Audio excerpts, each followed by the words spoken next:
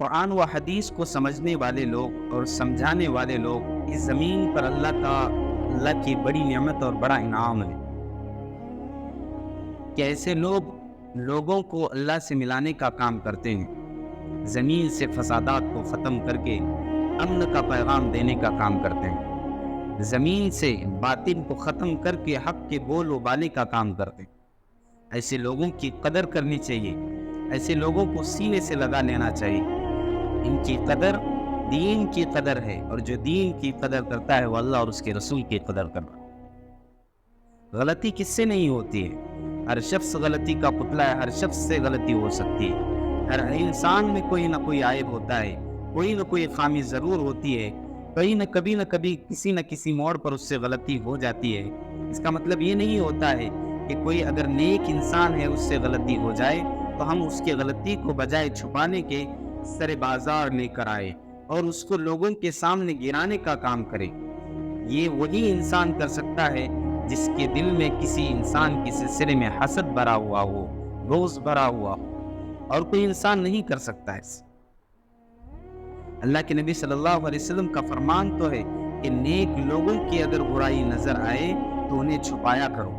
البتہ اور بات ہے کہ اگر ایسی برائی ہو کہ اس کے اوپر حد طاری ہو تو بات اور۔ اگر کوئی انسان سالوں سے امت کے درمیان اصلاح کا کام کر رہا ہے، لوگوں کو صحیح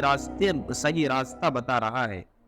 لوگوں کو جو ظلمات میں پڑے ہوئے ہیں، اندھیرے میں پڑے ہوئے ہیں، انہیں اٹھا کر نہلا کر روشنی کی طرف لانے کا کام کئی سالوں سے کر رہا ہے، اگر اس کی جانب سے جانے انجانے میں کوئی غلطی ہو جاتی ہے، اس کی سالوں کی محنت پہ پانی پھیرنا یہ ہمارے لیے بالکل بجا نہیں ہو سکتا۔ یہ کہاں سے درست ہو سکتا ہے کہ کوئی انسان اگر ہمیں نیکی کا راستہ بتاتا ہو، وہ ہم پر احسان کر رہا ہے، ہم جا کر اس کی پیٹھ پیچھے وار کرے؟ کیا احسان کا بدلہ احسان ہے؟ یہ بالکل ہرگز نہیں ہو سکتا ہے۔ لہٰذا میں بات کر رہا ہوں مفتی طارق مسعود دامت برکاتہم کی، وہ ایک امت کے لیے بڑا سرمایہ ہے، اور نوجوانوں کے طبقے کے لیے تو بڑا اہم انسان ہے کہ اکثر نوجوان طبقہ انہیں بکثرت سنتا ہے اور صحیح راستے پر آنے کی کوشش کرتا ہے۔ انہوں نے کروڑوں لوگوں کو دین کی طرف لانے کی کوشش کی ہے اور صحیح راستہ بتانے کی کوشش کی ہے۔ اب اگر جانے انجانے میں ان سے کوئی غلطی ہو گئی ہے، باتوں کے درمیان انسان بسا اوقات باتوں میں کھو جاتا ہے اور زبان سے جو نہیں کہنا تھا وہ نکل جاتا ہے۔ بالکل اسی طرح ہوا ہے، وہ نہیں کہنا چاہتے تھے، ان کی زبان سے وہ نکل گیا، اسی لیے وہ باتوں کے درمیان ظاہراً کہہ کر اپنی باتوں کو سمجھانے کی کوشش کر رہے ہیں۔ لیکن اس کے باوجود جب لوگوں کے درمیان افراتفری کا معاملہ ہوا تو آن دا کیمرہ آ کر اس بندے نے لوگوں سے بھی معذرت کی، اللہ سے بھی معافی چاہیے۔ ایک نیک انسان ہونے کی علامت ہے کہ اپنی غلطی ہونے کے بعد غلطی کا فوراً اعتراف کرے۔ تو میں اپنے ان الفاظ سے رجوع کرتا ہوں، مجھ سے بے احتیاطی ہوئی ہے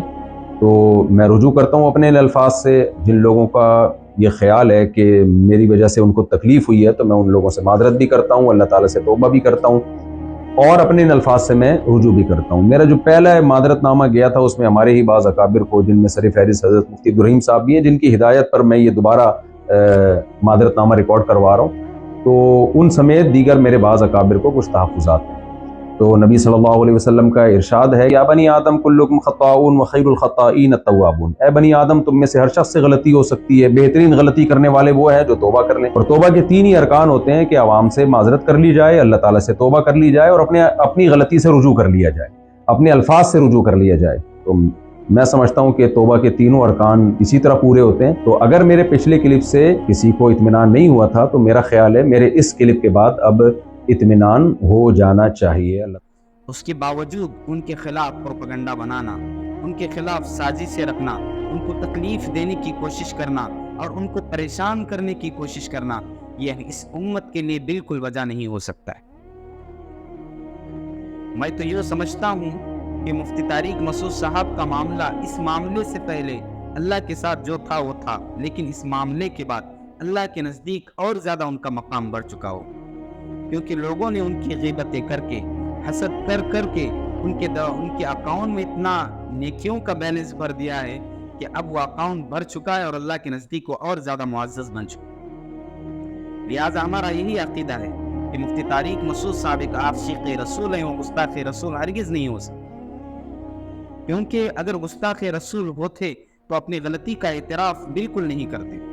انہوں نے مانا کہ میں نے غلطی کی ہے، مجھ سے یہ سہون اور غلطی سے یہ لفظ نکل گیا ہے، جانے انجانے میں نکلا ہوا ہے، میں اس سے معذرت چاہتا ہوں اور اپنی غلطی کا اعتراف کرتا ہوں اور اللہ سے توبہ کرتا ہوں۔ اس کے باوجود ان کے خلاف سازش کرنا یہ گمراہ قوم کی ہی علامت ہو سکتی ہے، اس شخص کی علامت ہو سکتی ہے جو ہٹ درما ہو اور ان کے خلاف سازش رچنے والا